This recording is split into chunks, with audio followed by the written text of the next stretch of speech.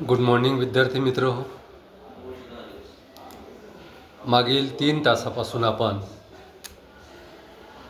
Field प्रोजेक्टसाठी तयार करण्यात आलेल्या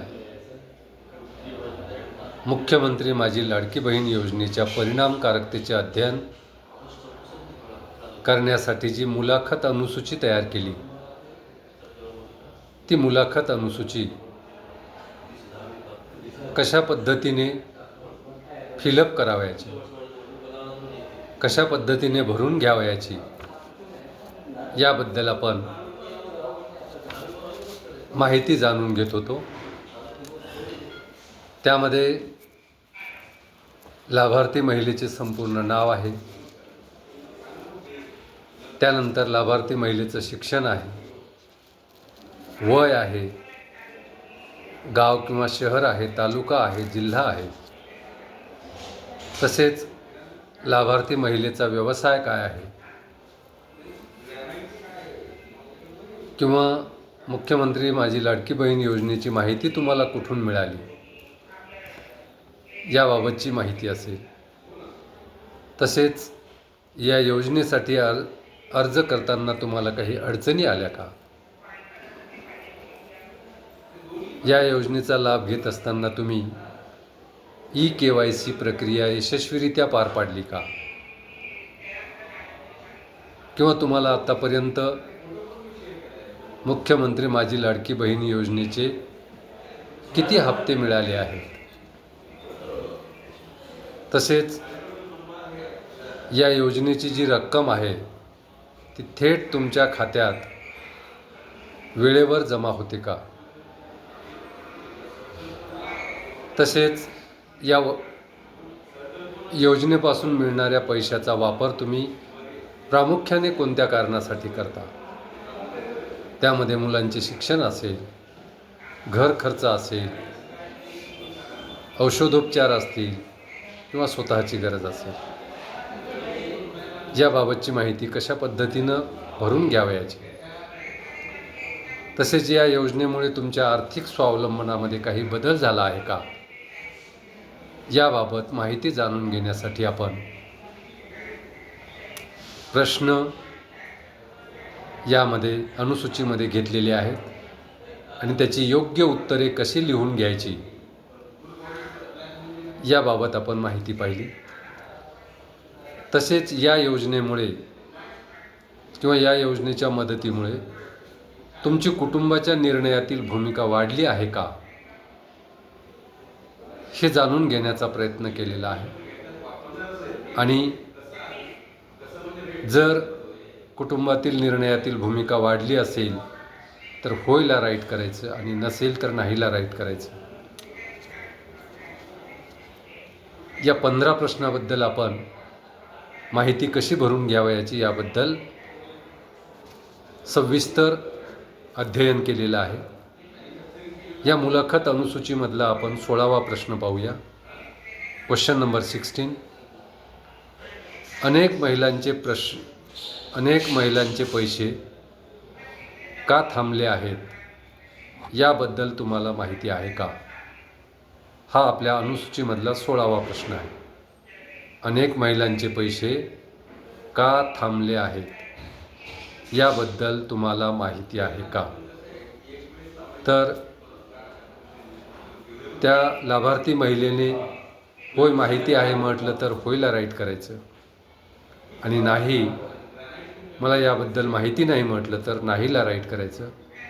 अशा पद्धतीनं 16व्या प्रश्नाची माहिती आपल्याला अनुसूचीमध्ये भरून घ्यावयाची आहे. कारण काही तांत्रिक अडचणीमुळे किंवा EKYC प्रक्रिया यशस्वी न झाल्यामुळे अनेक महिलांचे माझी लाडकी बहीण योजनेच्या माध्यमातून मिळणारे पैसे हे थांबलेले आहेत. ते का थांबलेले आहेत, त्याबद्दलचं ज्ञान महिलांना आहे का, लाभार्थी महिलांना आहे का, हे जाणून घेण्याचा जर आपण प्रयत्न केला तर त्यामध्ये होय किंवा नाही असे 2 आपण उत्तरं दिलेली आहेत. त्यांनी सांगितलं की होय माहीत असे आहे तर होयला राईट करायचं, आणि जर नाही म्हटलं तर नाही या पर्यायी उत्तराला त्या ठिकाणी आपल्याला टिक मार्क करायचा आहे. त्यानंतर प्रश्न क्रमांक 17. तुम्हाला मिळणाऱ्या मदतीत काही कपात किंवा भ्रष्टाचार झाल्याचे जाणवले का?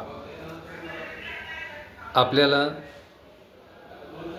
मुख्यमंत्री माझी लाडकी बहीण योजनेचा लाभ घेणाऱ्या महिलांना मिळणारा जो निधी आहे, मिळणारी जी मदत आहे,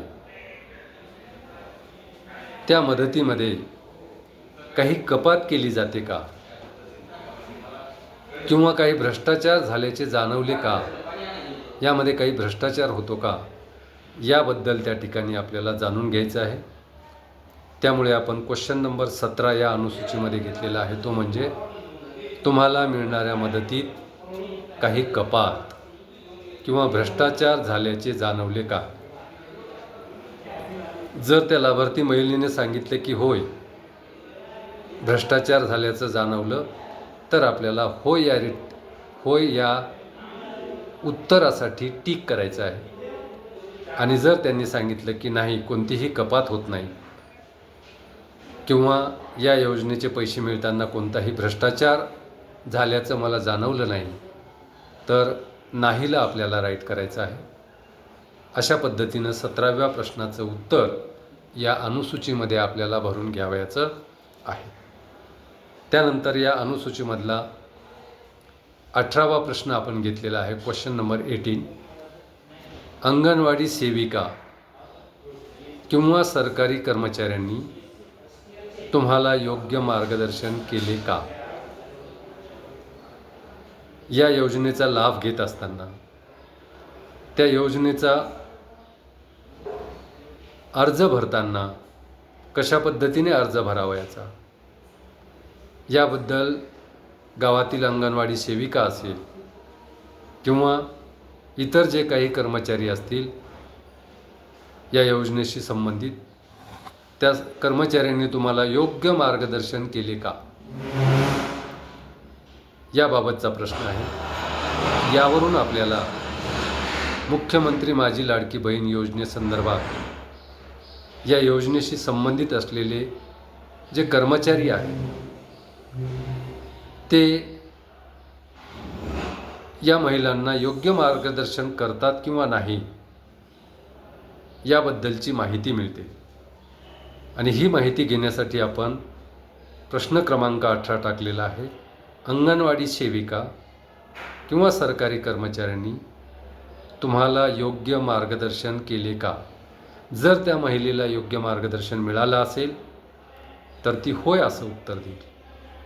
आणि जर त्या महिलेला या योजनेचा लाभ घेत असताना अंगणवाडी सेविका किंवा सरकारी कर्मचाऱ्याकडून योग्य मार्गदर्शन मिळालेलं नसेल तर ती नाही असं उत्तर देईल.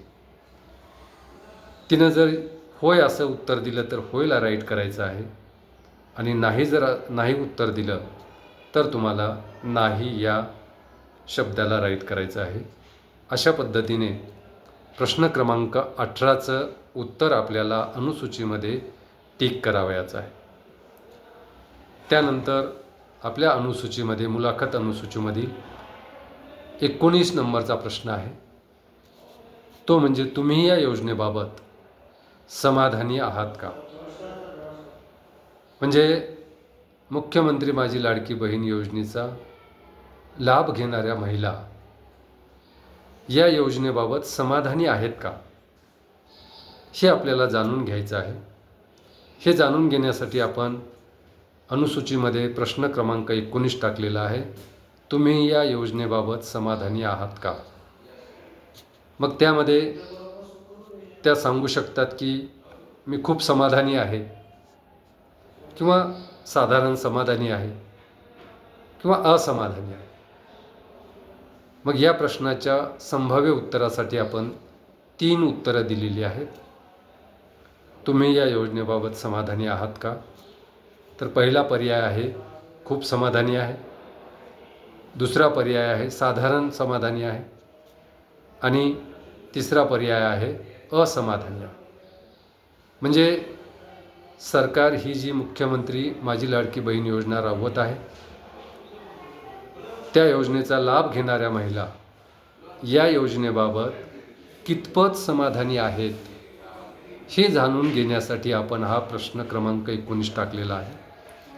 मग त्या महिलेचं उत्तर, होय मी खूप समाधानी आहे या योजनेबद्दल, असं जर उत्तर आलं तर आपण पहिला पर्याय खूप समाधानी याला राईट करायचं.